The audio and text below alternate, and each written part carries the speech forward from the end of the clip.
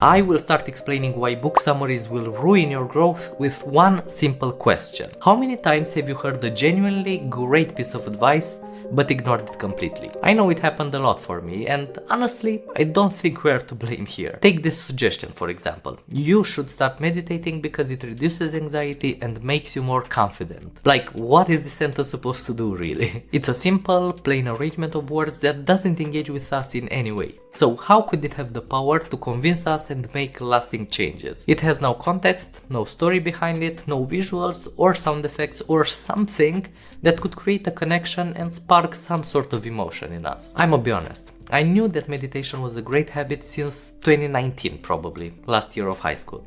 Did I ever consider doing it myself?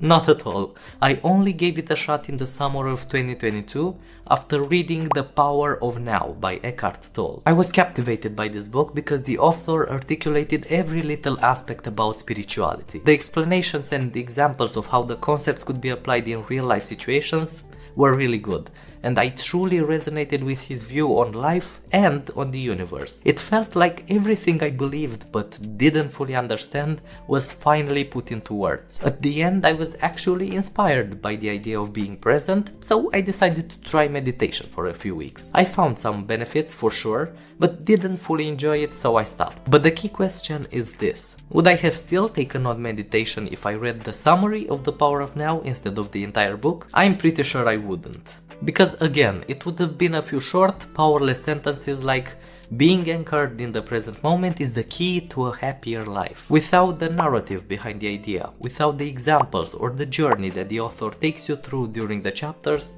there's no way a few words can make a difference. And that's why I hate book summaries. I really think they can completely ruin the gift of reading a book, because that means much more than the key ideas you take away from it. And so in this video we're going to see why and how much better reading an entire book is compared to just getting the main ideas from a summary. Let's get started. For the first thing, I've got another question.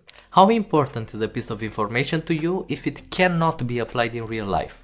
If the answer is not so much, I completely agree, because I tend to value a lot more the information that I can use to improve my current life situation. And I emphasize the word current, because in different stages of life we may need or we may resonate with different ideas. This means that someone else's summary, who is probably in a different stage than you are, might not end up helping you that much, because their takeaways won't overlap with the ones you would get from reading the book yourself. For example, if you're a student and you're reading a business book, the best advice about how to scale a business might be easily overlooked, even if it's the main idea. And that's because it's not something you're actively dealing with. You've not yet reached that stage of life. But from the same book, you might find the time management tips very helpful. So if it all depends on the context, the timing and your current interests, then a book summary can't be expected to fit everyone's needs. And that's why it shouldn't replace the experience of reading the entire book. Now, that's not to say that you shouldn't consider paying attention to ratings and people's opinions on a book. You absolutely should, because if thousands of people appreciated it,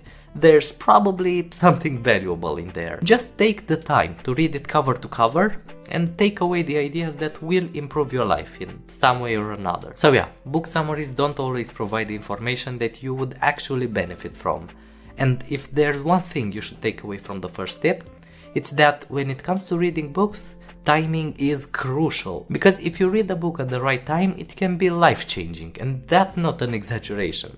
But if you read it at the wrong time, you might not get anything useful out of it. The second thing, like I said in the introduction, is that reading is not all about grasping the main ideas. Like, book summaries aren't bad, don't get me wrong, they don't do any harm themselves. If you're planning to never read a specific book, then getting the main ideas from a summary is obviously better than nothing, right? But what I'm saying is that the mindset of why waste time reading a book when I can just take the important points from somebody else is quite detrimental. Because there's so much more to reading a book. There's a whole process that contributes to your growth.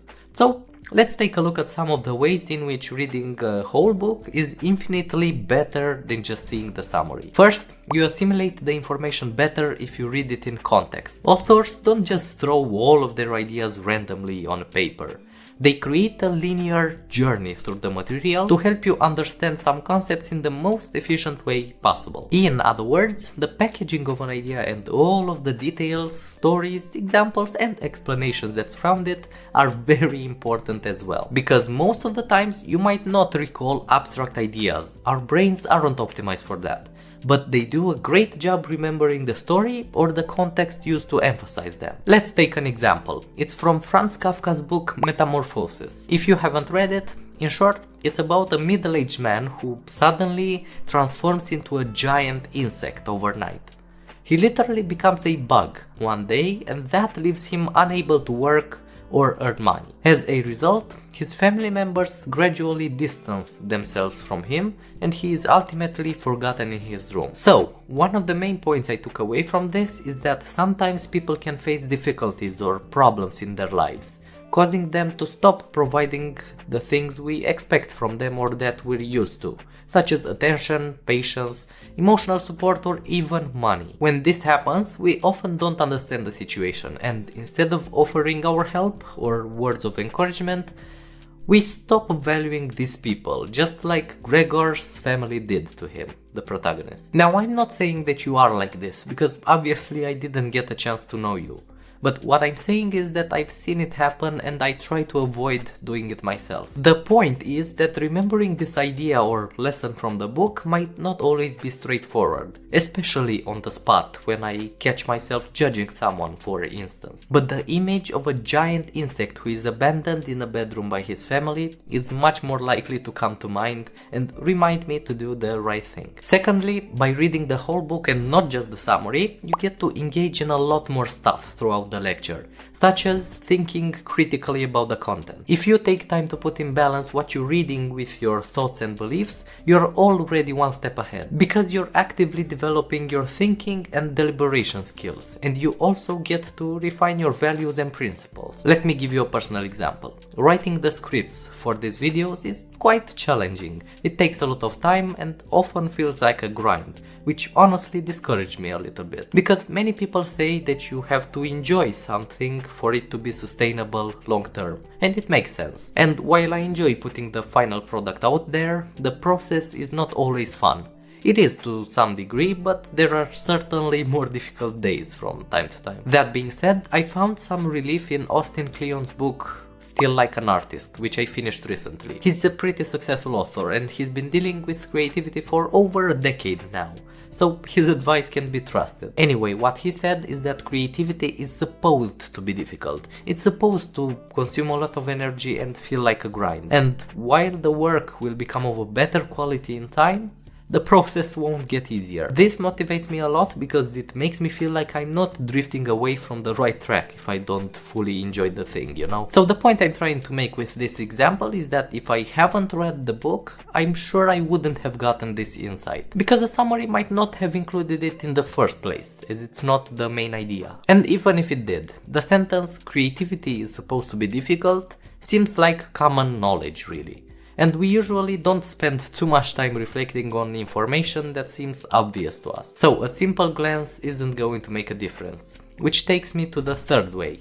Reading a book cover to cover gives you repeated exposure to key concepts in different contexts, and this gives them enough time to reach your active consciousness. I'm a big fan of redundancy when reading non-fiction books. Coming across the same idea in different forms will ensure that you internalize it and understand it better. And on top of that, it's great for retention. I mean, nobody wants to forget everything they've learned after a few days, right? The last thing we're gonna talk about in this video is that reading regularly has a ton of benefits on the brain. Reading is for the mind what weightlifting is for the body. It activates many parts of the brain that would otherwise hibernate or something. Because, as I said earlier, you get to actively focus on the material, analyze it, make connections, use your imagination and stuff like that. All of these help you develop new synapses in the brain, which basically means you become smarter. Also, reading can make communication easier. You'll be able to express ideas more clearly and concisely, which I believe is universally accepted as a great skill to have. So, give your brain the workout it needs to stay healthy and efficient by skipping the bloody summaries and giving a book the chance that it deserves. And that would be it for this video. If you enjoyed the content, make sure to press the like button and subscribe to the channel. It helps a ton. Thanks for staying until the end, and I'm gonna see you in the next video. Bye!